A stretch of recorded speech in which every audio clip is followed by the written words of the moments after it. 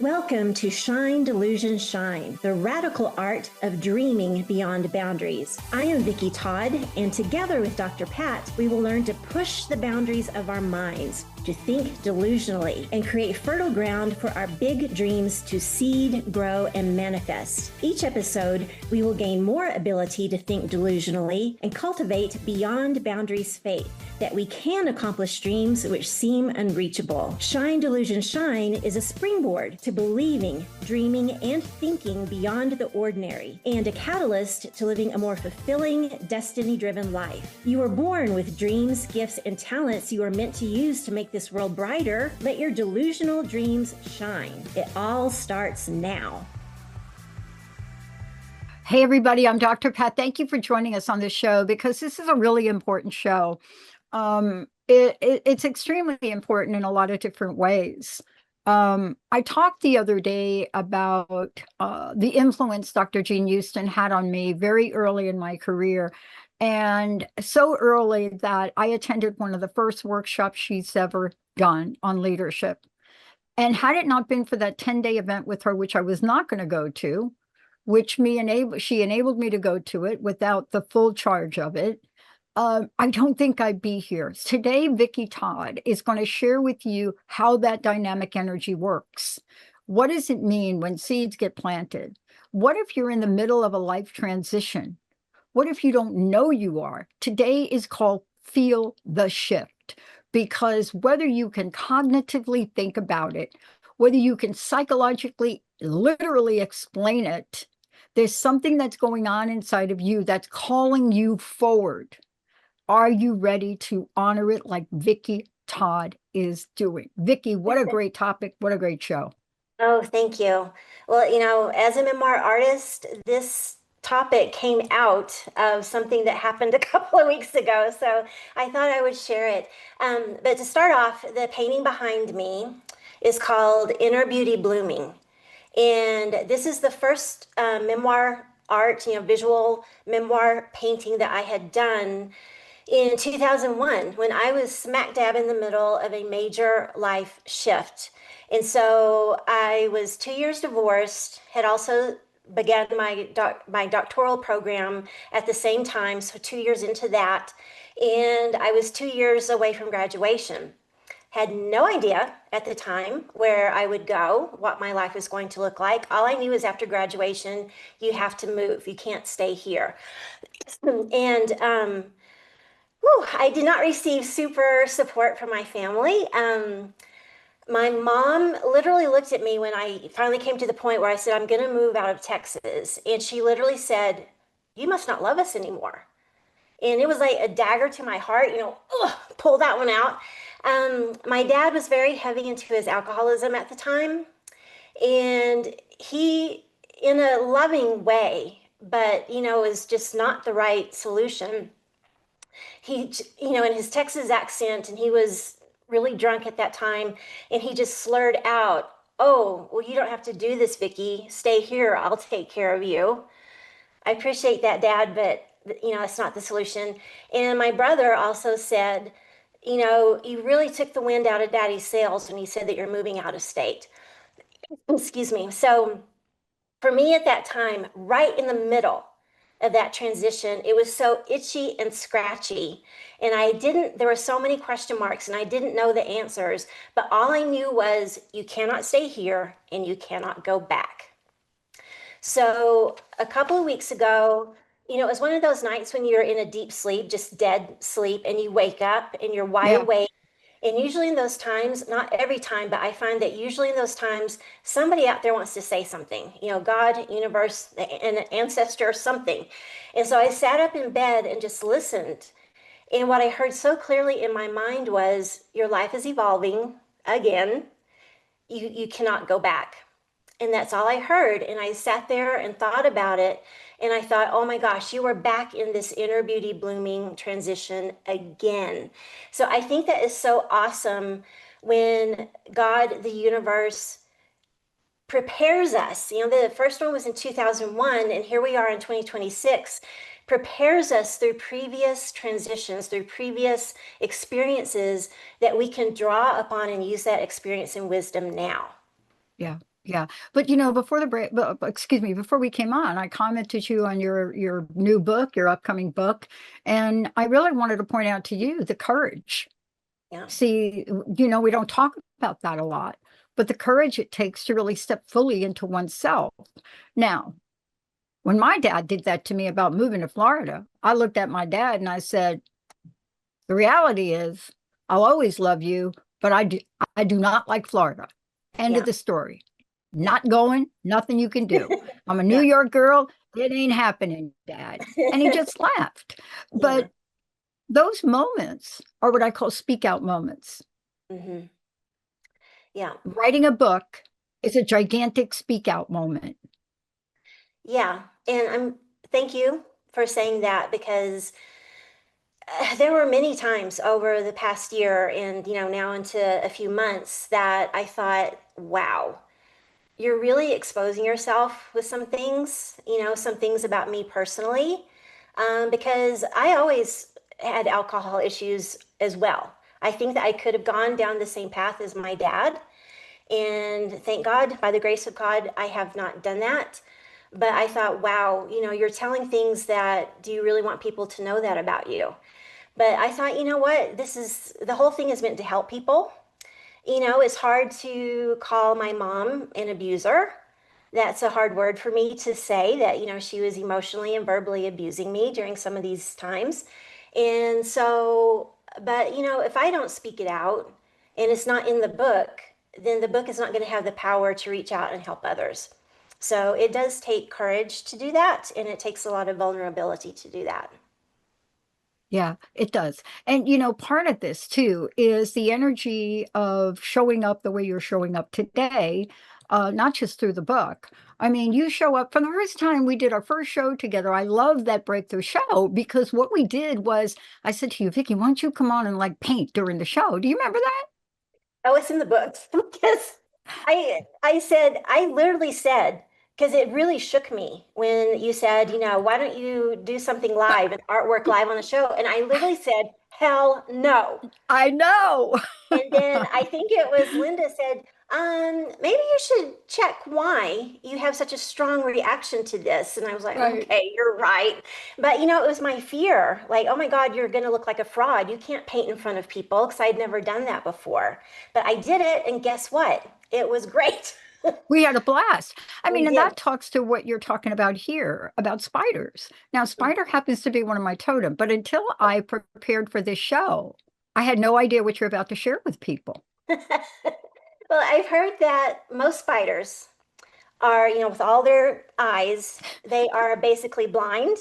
I read And that. so, like, why do you have all these eyes if you're blind? But basically, all the hair on their legs and body, that's what they use to feel vibrations in their web.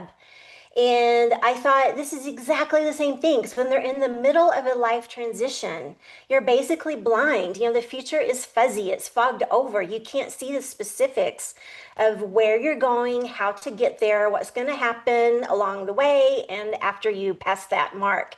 And so we really have to be like that spider and feel out, be very perceptive to our intuition. What is God, the universe, our higher power trying to tell us? Because it's such valuable information and it's small, quiet voice information. It's not shouting at you information.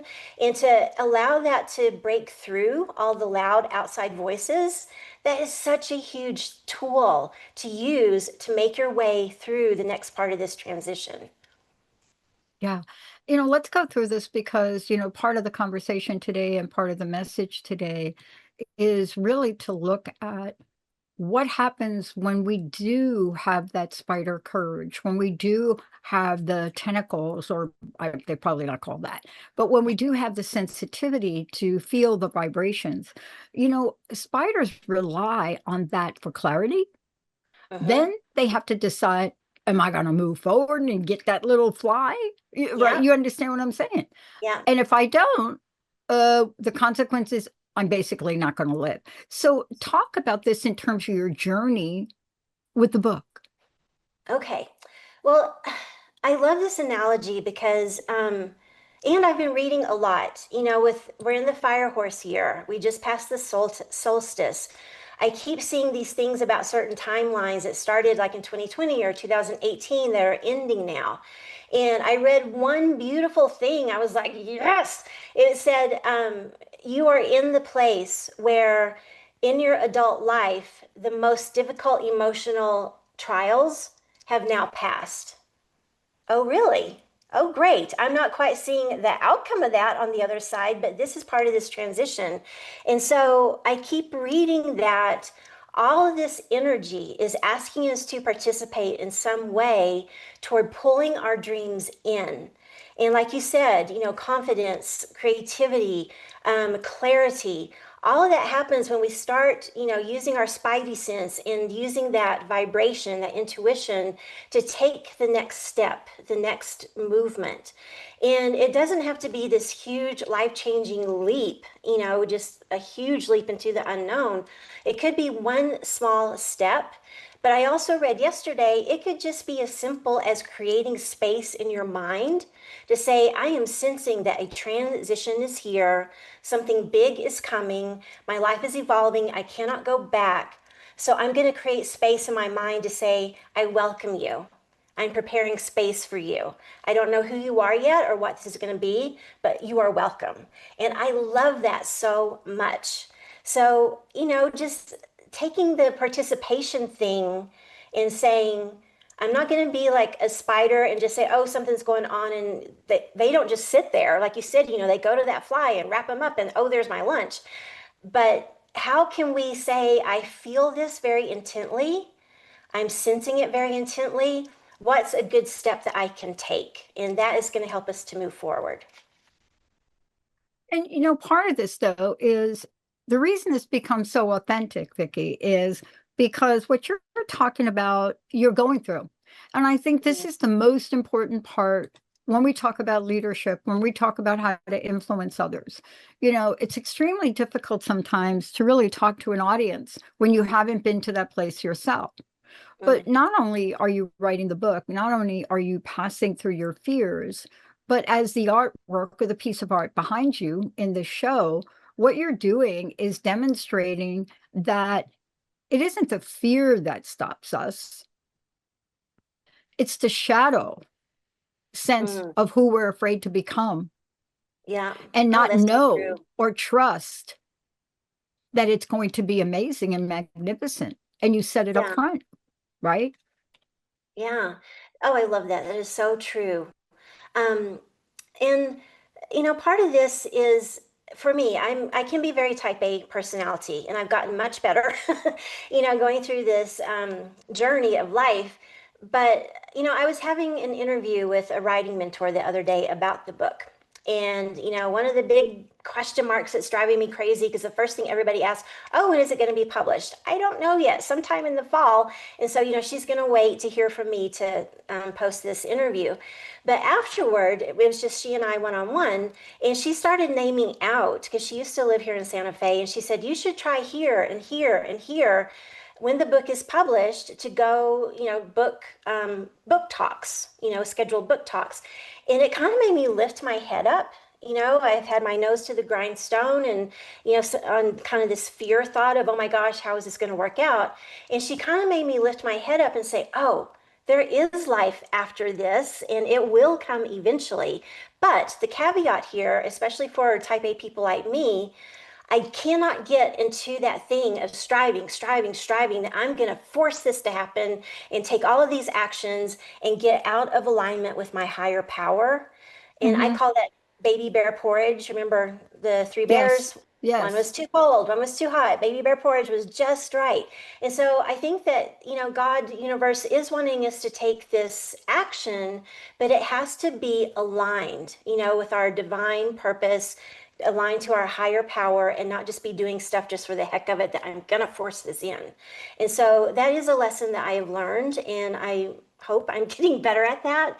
Because if you strive, and keep doing all these things that are not the right path, it's not the right Mm-hmm. focus, Mm-hmm. you're wasting your energy, you're wasting your time. And I truly believe that sometimes God, the universe, will say, oh, you think you got this? I'm going to sit back and let you take it. I don't want that. I want the supernatural favor and help. So, baby bear porridge. Yeah. There's one thing I want you to talk about regarding this journey, and it's something I shared with you before the show about myself and what I'm going to change personally for me. And I think you talk about speak out and call in supernatural favor. I think Yeah. that's one of the things you say in the show today. Hmm. Um, but what I'm struck by for myself, and I'm getting ready to unleash an article about something that I've observed, which I've been very quiet about. And the consequences of not speaking out or sharing a story, Yeah. for me personally, in the role I'm in this lifetime, Hmm. it's actually an injustice to the people that Yes. really need our help. So, underneath all of this, what you're serving up is you're serving up a remedy for people that may not know what to do next. You see what I'm saying? Yes. Oh, we have talked about that you have to speak it out loud to call things in. Yes. The other day, I heard a different angle on that just really stopped me in my tracks because it said if you stay silent, you're basically surrendering your dream and not in a good way, surrender, but basically you're giving up on it. So, yeah, I don't need it, it's dead. So, I think that it is so important, even if we can't see the outcome, it's still fuzzy, it's still vague. Say, you know what, God, universe, this is what I've heard you say to me. This is part of my destiny project to write this book. It's a legacy project for me. I have no idea where we're going with this, but I can sense, I can feel that you're doing something new, God. And so I am making room for that. And so my prayer is, thank you, God. You are breathing on my book. You are multiplying it just like those loaves and fishes and using it to feed the world. I don't know what that's gonna be yet, but that's not up to me. The how is up to God. And also, when you face these really big, seemingly big mountains in your path along this transition, thank you for turning this huge seeming mountain into a flat, easy molehill. And so, just taking the process of saying that out loud and thanking God, thanking the universe along the way, that's not super specific. Yeah. Use whatever he's planted in your heart and use those specifics. But, just speaking that out loud over and over and praising along with it. I've heard when you praise, Yeah. you raise, when you complain, you remain. And we want to move forward. And so I am seeing, because I've gotten so much better at this in the past few years. And so in this process, when it's so uncertain and so vague, and I have all these question marks, and I'm getting really like nervous about everything, when I stop and start that process of thanking, repeating, praising, that has helped move me forward. It's so interesting we're talking about that because what you're doing is we're going to talk about plant the seed for someone else to help your dream move forward. I love this because I don't know about you, but the first half of my life was the only thing I'm going to say is just not going to be really anything anybody wants to hear. And certainly it's not going to be like kind enough to really transform anything. But I learned from that, and alcoholism is part of my journey, not anymore. But what I love about this is I love planting seeds to help other people create their Yeah, vision. I didn't know that's what, okay, some people have these lofty goals. I'm going to be a bestseller. I'm a seed planter. yeah. And I didn't know that's, maybe that's going to be on my tombstone, right? Pat the seed planter. She was a perfect Because seed planner. because seed planters go humbly about their business. Think about it. The people that plant the seeds hardly get noticed in the crop. You Yeah. understand? Well, I kind of think of it like teaching. Oh It's yeah. it was I taught for 17 years, and it was rare for a student to come to me and say, "You know what? You really changed my life because of blah blah blah." So it's kind of like you keep putting it out and you may not hear back from it, but it's so important to plant that seed. It's a And karmic part of thing. this, well, you just did it. I mean, you had an experience. You reached out to somebody on Yes. social I media. I love think it was this so Facebook. much. Go Yeah. ahead. Go ahead. It was so specific, and so this is why I wanted to share it. But this is a karmic thing, it's a cosmic thing, it's actually a scriptural thing that when you plant a seed for someone else and help them fulfill their dream, that is giving you more power behind your dreams, more favor, more resources, more oomph.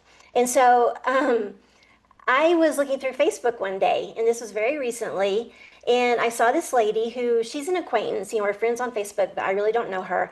And she has also just written a book, and hers is already published. And she was saying in a post that she would love to get it into somebody's hands in Hollywood so it would go beyond the pages and onto screen. And that's one of my dreams that I've mentioned. I've heard of this company called Voyage Media. Their whole thing is looking for stories outside the Hollywood bubble. And I thought, well, I didn't think it. I heard in my mind very clearly, tell her about Voyage Media. And of course, the first thing that came to my mind was the fear ego. No, you can't do that. That's your dream. Why would you go tell her? And I thought, delete that because, it's not a competition thing, right? And so I messaged her and I said, well, I've heard of this company and I'm thinking about doing it when my book is published and I get my copyright. And so I just threw it out there. I think that she thought I was a little bit strange because we don't know each other that well. But I have no idea what she did with that information. That doesn't matter. When you plant the seed, it doesn't matter what they do with it. It's the thing that you planted the seed and followed that intuition. Well, literally 2 or 3 days later, two super things happened. One, I got the finalized visual of the book cover for my book because we had been going through, various different tweaks and edits with that. And I finally got the one, and I was like, yes, that is it. And then I got literally a letter from the editor, from the lady who's editing my book. And my publisher actually said, we don't usually do this, but in your case, since my book is a little bit different, that it goes from reality information to, ancestral kind of mystical world. And so this lady who I've never met before, the editor, sent me this 2.5 page beautiful letter. What she described is exactly what I had heard in my mind via my intuition from my higher power.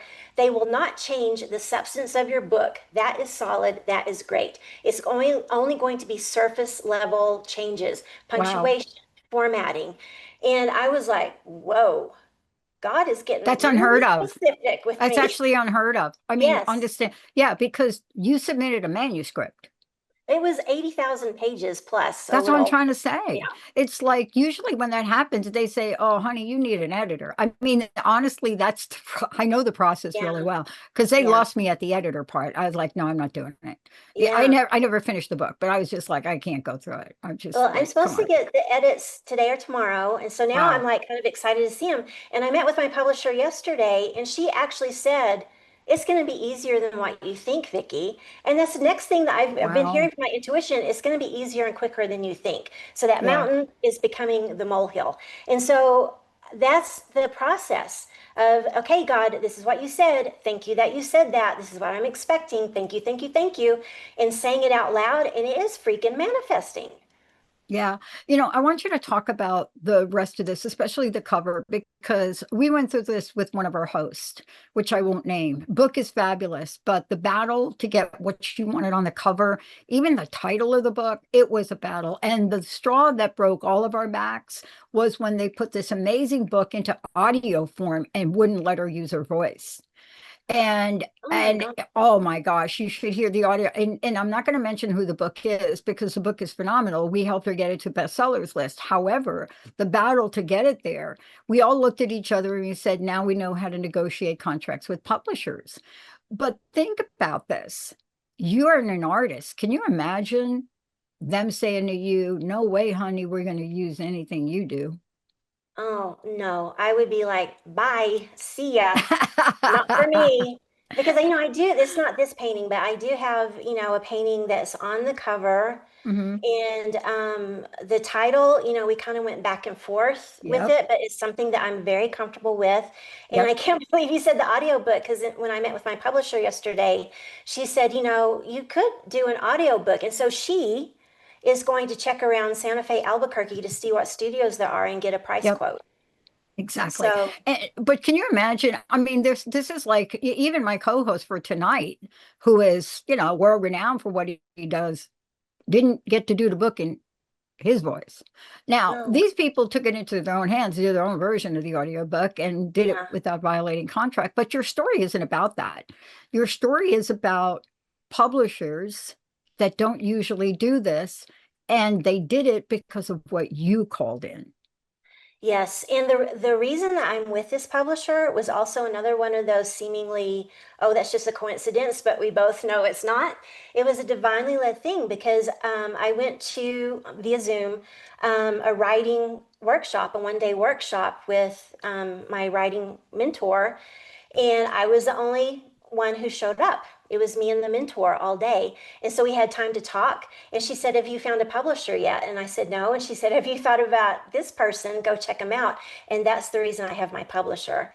And we have just really gelled. And so that's that spidey sense of using your intuition, tapping into it and saying, "Is this the right person for me? Yes, it is." Or no, it's not. And going with that. You know, I wish the world would get the message about intuition. Now, do you know what I mean? Yeah. We talk about it. I think there's even like a movie coming out called Lucky. I don't even know what that's about, but we talk about it, right? Hmm. And yet we don't recognize how often we rely on it and Oh, I don't give know. it any credit. And you can't use your rational mind because intuition tied to your higher power usually is not going to make sense to the rational mind. And I think that's what's really hard for some people is, well, no, that could never happen. Maybe it could. So check Yeah. into it. Yeah. I mean, this is a great show. I want to know what your closing message is. There's more to come from you. We're not done with this. Oh, no, we're just But beginning. what do you want to leave us with here? Because it pains me to see dreams untouched. I've had more calls this week with people that were afraid to take the next step.